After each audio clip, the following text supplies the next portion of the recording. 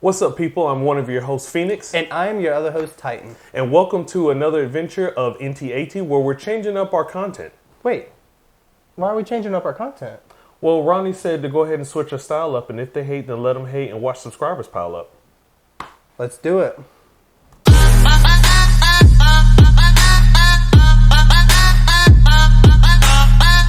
Alright, so today's video, we are going to be doing a trailer react to the game Immortals of Aveum. This game is created by Ascendant Studios, which is run by Brett Robbins, which is also the director of the Dead Space games by EA. And he also worked on numerous Sledgehammer games for Call of Duty. Yeah, his team is actually made up of former Telltale Games devs. Really? Yeah, so this is supposed to be a story-driven, single-player, I guess, looter-shooter type game. Okay, I'm excited. So let's jump right into it.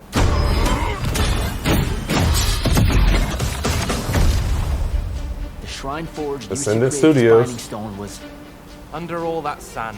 There's your comic relief. Yep.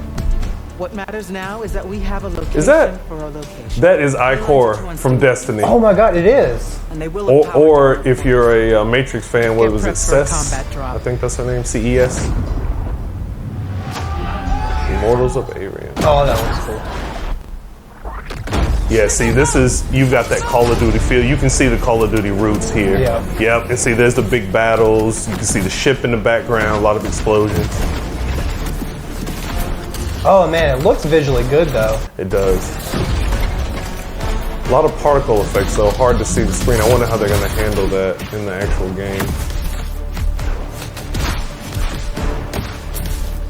Looks like he's got a floating ability. Oh, look at the item in his left hand. That's not part of his magic kit, I bet.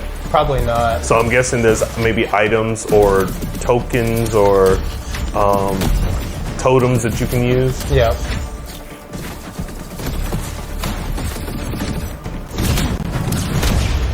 All right, and there's the shield. It looks like the shield takes a certain amount of damage before it breaks. So I wonder how long the cooldown is on your shield.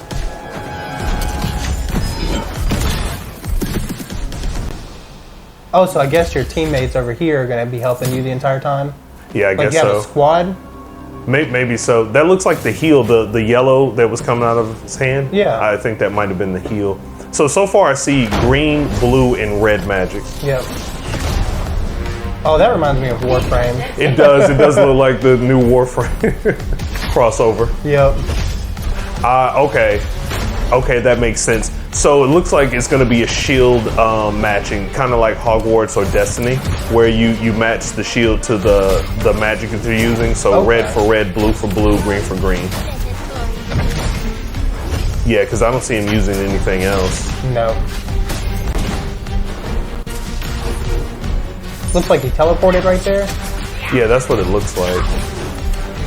Also, it looked like he used that. So he's using the blue to those little orbs to kind of move around the battlefield for the mobility. But he also can kind of hover. If you watch his left hand, he's kind of got like a blue magic that's allowing him to hover for a little while.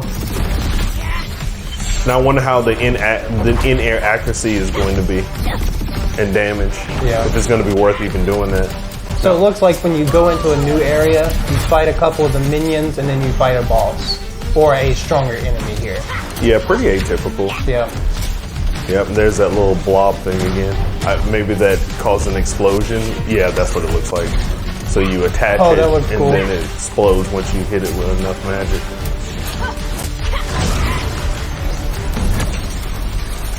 And there's a Kamehameha. So, confirmed we have supers.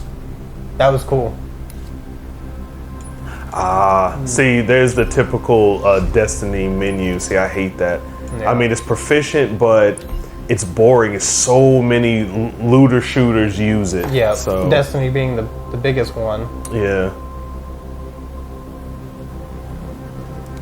So it looks like the little thing he has on his arm, it kind of changes whenever he's changing his magic. Yeah. And I saw him use that before during that battle, so I guess it has to be recharged. And there's the double jump. Oh no, not a puzzle. Yep. Is this? If it's magic, goodness. it has to be some puzzles. Yeah. Yep, and then this is them pretending like they don't know what to do. They just had like 2 major battles where they were playing like pros, and now I'm not quite sure how to do this puzzle.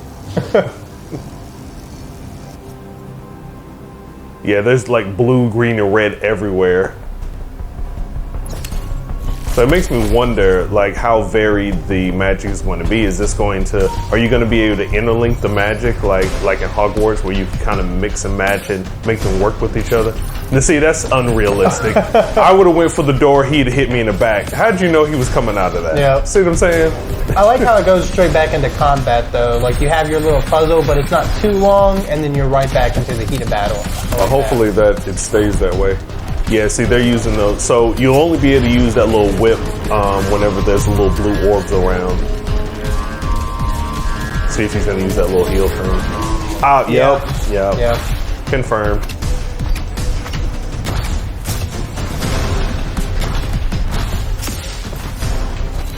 I mean, you definitely have a lot of options of what you can use. Yeah, it seems like it. My worry is that they're not going to. It's going to be moving from one, I guess, weapon to another weapon, almost like it's just a gun. Yeah. And the powers aren't going to work together.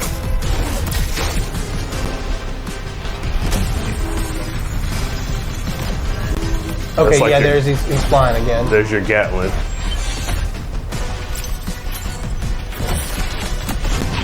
Is he going to do another Kamehameha? That golem is really tearing him up. I can see those lasers getting annoying. Right. Oh, there's the boss stomp. You already figured out the solution, Jack. We win. There's your dragon. That was cool. All right, so let's go to some of the comments. All right, so let's start here. Would love to see the HUD with the gameplay, as it just looks weird to me seeing gameplay without the HUD, but otherwise this looks amazing. So hyped for this game. Makes sense. As far as I'm concerned, his background with Dead Space may work out here. And the reason being, I don't know, have you ever played Dead Space? No, huh? Okay, so in Dead Space, a lot of the HUD was on the player character. Okay. So you can see the health and like the spine of the character, and of course that was a third person and not first person. Yeah. But I believe what they could do is something similar. Like have it on the arms? Have it on the arms okay. and different places like that to kind of minimize what's on the screen. Yeah. I am a little worried about it because the action is so fast. Well, with Dead Space, it was a little bit slower. You had time to kind of register what was there. So I guess we'll kind of see there. Yeah, like you said, there's so much going on screen at one time with the magic, the smoke, the particles. With all that going on, I hope they find something that's simple that you can look and you have everything that you need just right there. And you're not having to look a whole bunch of times to see what you need. Right, exactly. All right, so let's go to our next comment. After Anthem, I'll never pre-order another EA game or pay full price at release. This game looks nice but feels a bit soulless, waiting on eventual reviews. Speaking of Anthem, have you played that game? No, I haven't. All right, so it crashed and burned, but one of the things that people loved about it was the magic. So you had your electric, you had your fire, and you had your ice. Okay. But what made it different was the fact that they came in 3 different flavors. You had damage, you had primer, and you had detonator. Okay. So you could have one character, like, I guess, hit with ice on a single target, which would be a primer. Then you would hit him with fire that may be a detonator, and that would explode the ice, causing an AoE of ice. Oh, that's really so cool.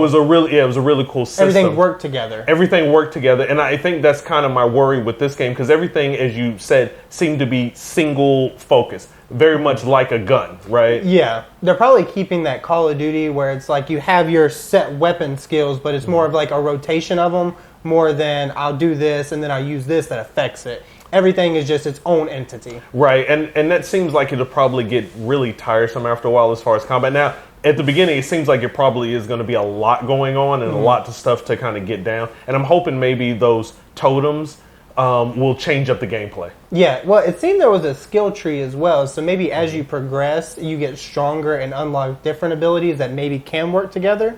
Hopefully so. All right, this comment says, the game looks incredible. Too bad 95% of gamers won't be able to play it with those spec requirements, unless you go spend a fortune on upgrades. Now this right here, this is your realm. This is true. One of the recommended specs is the GeForce 3080 Ti. which is like the newest top of the line stuff. So Right. I mean, it's obviously going to be a very graphic intense game, and so unless someone has the newest top of the line, you're going to be cutting down on the quality, possibly in half or more. Right. And we see this being a trend now with a lot of newer games. Is PC, it's just too much for the PCs to handle. Right. And so on release, you have a lot more problems with PC. People are like, oh, it doesn't play good, the frame rates drop, you know, it's becoming very bad. So I can see this kind of being one of those games that on release, PC is probably not going to be the best place to start. And yeah, you're right. That seems to be a trend. As a matter of fact, we just had a release of a Jedi Survivor. Yeah. And it's having a lot of problems on all platforms, but PC is almost unplayable. Yeah, and the graphic difference between the PlayStation 5 and the PC just on the graphics is like insane. So one of the big concerns that we've seen in the comments so far has been the fact that the magic doesn't have a lot of impact. It doesn't pack a punch when you see the magic connect with the enemy. I can kind of see that because, first of all, we don't have a hands-on. Yeah. So that has a lot to do with it. You don't have that feedback in your hands, you know, the rumble or how it is actually going to feel. Yeah. But also, with it coming from a Call of Duty, like that impact with magic is always going to be different than the impact of a bullet. I agree with that. And it seems that like when you hit them, there was nothing happening. And so I wonder if there is going to be some kind of vibration in the controller, or maybe the HUD will do like a little tick mark to show that you're doing damage to the person instead of maybe a health bar or something like that. Take the health bar away, but you know that you're doing damage to them somehow. Because of all the particle effects, I bet you there's probably not going to be a lot there. Also, if you notice, there wasn't a lot of stagger, right? Yes. So when the magic hit, you didn't see them kind of stagger back or kind of move. They're kind of going almost like a bullet sponge. Yeah. So this comment says, I prefer to use guns in a first-person shooter game because it's less distraction from hand animations. The hand covers 1/4 of the screen. When the player casts a spell, it's chaotic, so many things happening at the same time. The motion captures of these characters is stunning. The models are very detailed and the beautiful lighting.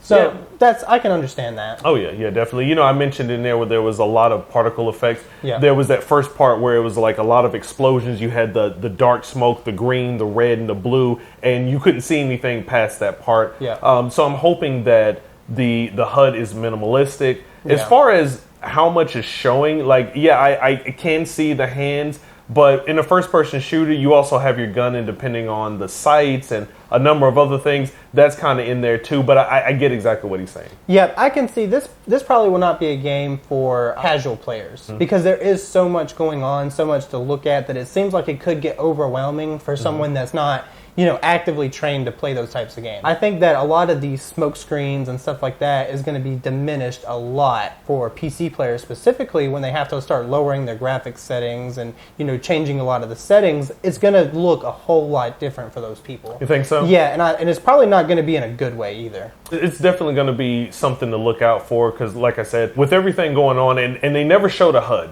And this Never. game is supposed to come out in July. Okay. So we don't have long before it comes out, so I'm sure they're not going to be making a ton of tweaks. Yeah. So we'll see. I noticed this in the trailer, and I don't know if it was just the guy already knew where to go, but there was a scene when you could see him turn around and then head down the correct path. I don't know if he already knew it was there or if there was some kind of marker on the screen that he was just following. Good point, because we didn't see any waypoints. Yeah, again, no HUD. Exactly. So those are things that we definitely going to look out for. All right, so this is our first video in our new series, so don't forget to like and subscribe. Join us every Friday. We'll be there. You be there.